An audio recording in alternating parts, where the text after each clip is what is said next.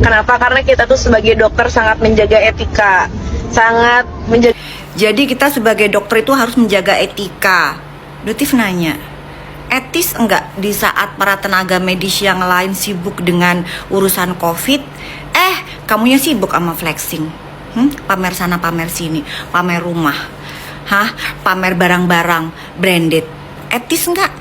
Yang pertama. Yang kedua, etis enggak kamu menjual produk kamu, iya, dengan keuntungan ribuan persen. Modal cuma 70.000 kamu jual 1,5 juta. Etis enggak sebagai dokter?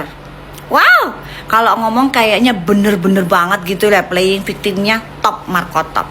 Ya, sayang masyarakat Indonesia udah pada cerdas, nggak akan bisa kamu kibulin. Ratusan miliar udah masuk ke kantong kamu dari penjualan skincare yang diduga overclaim. Terus gimana dong? Etis nggak sebagai dokter kayak gitu? Nggak pernah ada yang negur ya?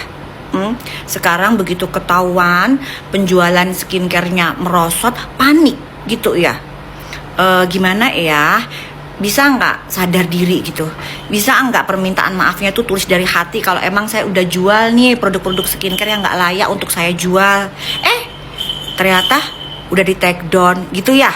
Kenapa? Karena kamu itu nggak pernah tulus permintaan maafmu, kebanyakan makan uang haram kali ya. Dokter nanya, bener nggak kebanyakan makan uang haram? Ya, kenapa? Jadilah pengusaha-pengusaha yang lain yang kalau udah salah itu perbaikan. Terus bisa-bisanya lagi kamu bilang begini, kok ke saya mintanya 20M? Jangan amnesia. Kan dokter tolak 20M-nya. Kenapa kamu tantrum?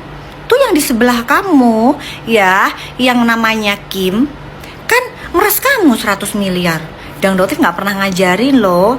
Masa dokter dibilang yang kamu bilang minta 20M ngajarin Kim 100M? Dokter nggak pernah ngajarin dia, itu idenya dia sendiri.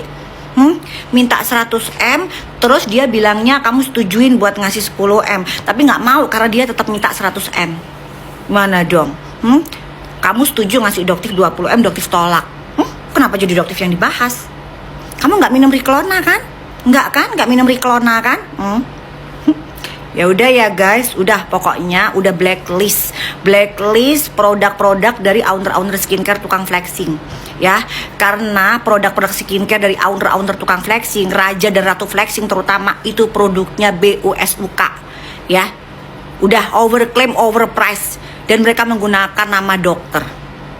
Udah stop, jangan mau buang-buang duit. Oke? Jadi buat kalian yang punya masalah flek, masalah jerawat, pengen coba produk yang enggak overclaim, enggak overprice, dijamin insya Allah aman, uang kalian enggak bakalan boncos.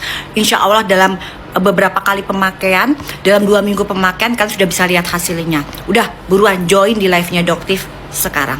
Oke ya guys ya, sampai ketemu di next video berikutnya.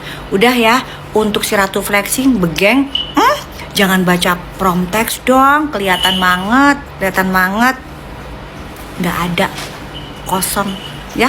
Oke ya, bye.